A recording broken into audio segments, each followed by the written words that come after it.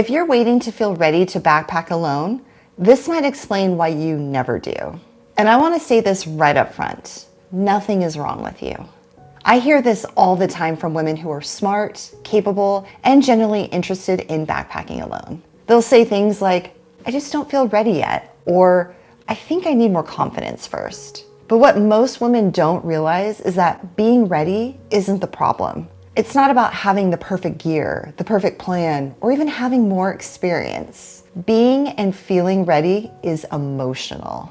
And if you've been waiting for confidence to magically show up before you go, that moment usually never comes. If we haven't met yet, hi, I'm Kathleen, a food-motivated hiker, solo backpacker, backpacking coach for women, and the hungry hiker here on YouTube. In this video, I'm going to explain why so many women feel stuck in this waiting phase and how to tell the difference between real preparedness and the kind of fear that keeps you stuck. Here's the part no one really talks about. Most people think confidence is something you get first and then you take action. But in real life, it almost never works that way. Confidence is usually the result of doing something uncomfortable, not the thing that allows you to do it. And what I see over and over again, especially with women, is this quiet waiting period. We tell ourselves we're just being responsible, that we're being smart, that we're being patient. But what we're often really waiting for is one of three things. We're waiting for certainty, the feeling that we know exactly how everything is going to go. Or we're waiting for calm, the nerves to disappear, the fear to quiet down, the what ifs to stop showing up in our heads. Or we're waiting for permission, someone else to tell us that it's okay, that we're ready enough, that we're not being reckless or dramatic for wanting this. And here's the hard truth. Certainty, calm, and permission almost never show up before you act. They show up because you acted. This is why so many women stay stuck in this loop of preparation, more research, more gear, more planning, but still don't feel any closer to actually going. Because readiness isn't something you discover.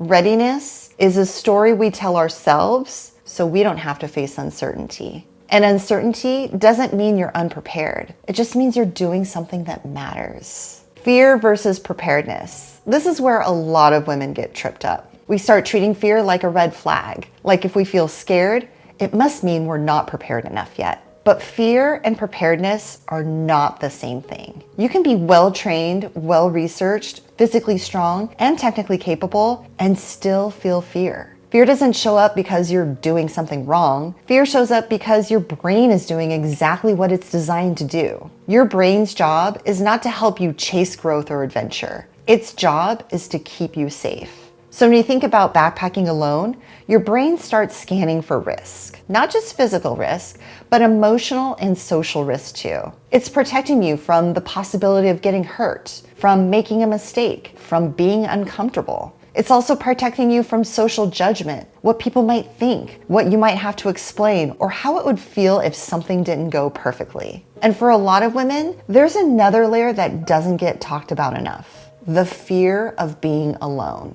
Not just physically alone on trail, but emotionally alone with your decisions, your doubts, and the responsibility of choosing this for yourself. None of that means you're unprepared. It means you're human. And here's the reframe that changes everything. Your fear doesn't mean you're not capable. It means you care.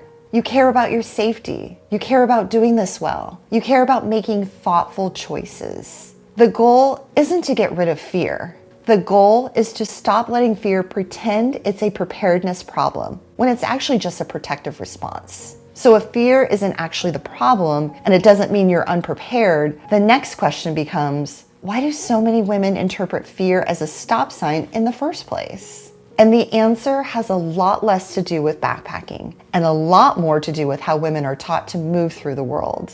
From a very young age, women are taught to be careful. We're taught to be cautious, to think things through, to anticipate consequences. We're taught directly and indirectly not to take risk alone, to bring someone with us, to get approval first, to make sure everyone is comfortable with our choices. And I saw this play out very clearly when I was planning my Pacific Crest Trail through hike back in 2018. Every time I told someone I was preparing for this huge, exciting adventure and that I was planning to hike it alone, the response was rarely excitement. Instead, a lot of people immediately projected their fear onto me. They'd ask things like, is it safe for a woman? Aren't you scared to be out there alone? Are you bringing a gun? And almost none of the questions were actually about my preparedness. They were about their discomfort with the idea of a woman choosing to do something alone, something uncertain, something they couldn't personally imagine themselves doing. And here's the part that really matters. If I had waited until I felt completely ready, until I believed I had eliminated every possible risk and could guarantee nothing would go wrong, I never would have left to start my solo PCT through hike. Not because I wasn't capable, not because I hadn't prepared, but because that version of ready doesn't actually exist.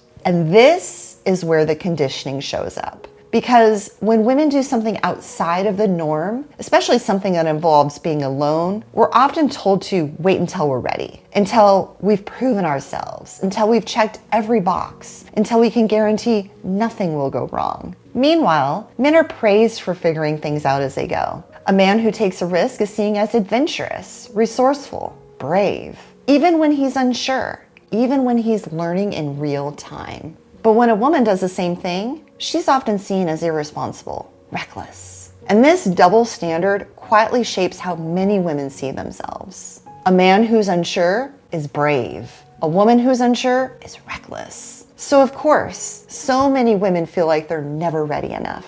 They've been taught that uncertainty is something to eliminate instead of a normal part of choosing growth. So if waiting for readiness would have kept me from ever starting my solo through hike, and if fear and conditioning are doing more of the talking than we realize, what actually creates readiness in real life? In real life, readiness is built in very small, very unglamorous ways. It comes from tiny experiences of self-trust, from doing something a little uncomfortable and realizing you handled it. Not perfectly, not fear-free, just well enough. Readiness also comes from proof of safety. Not the kind where nothing ever goes wrong, but the kind where you see firsthand that you can navigate uncertainty and take care of yourself. And most importantly, readiness comes from doing the thing before confidence arrives. Confidence is usually late to the party. It shows up after you've already started. So what does this look like when it comes to backpacking? It doesn't mean quitting your job and heading out on a 6-month through hike tomorrow.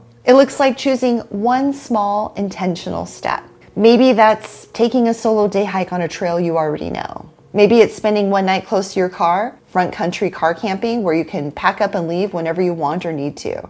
Maybe it's hiking a familiar trail alone, just to experience what it feels like to make decisions for yourself out there. None of those steps are about proving anything. They're about building a quiet relationship with yourself where you learn over time that you can trust your judgment and handle more than you think. That's what creates readiness. Not waiting for fear to disappear, but collecting small pieces of evidence that you can move forward even when the fear hasn't. So remember, nothing is wrong with you. Feeling stuck, unsure, or hesitant doesn't mean you're not capable. It means you're human. And if you're stuck in that waiting to feel ready phase, I created a free readiness check guide that will help you understand why you feel this way and what your very next steps could be to start moving forward. It's practical, simple, and designed for women who want to start building confidence step by step without waiting for fear to disappear. Click the link down in the description below to download your free guide. If this video resonated with you and gave you some value, go ahead and hit that like button. Make sure to subscribe to my channel for new videos each week and click the bell icon to get notified whenever new videos are posted. Thanks for watching, and I'll see you in the next one. Happy trails and keep on trucking.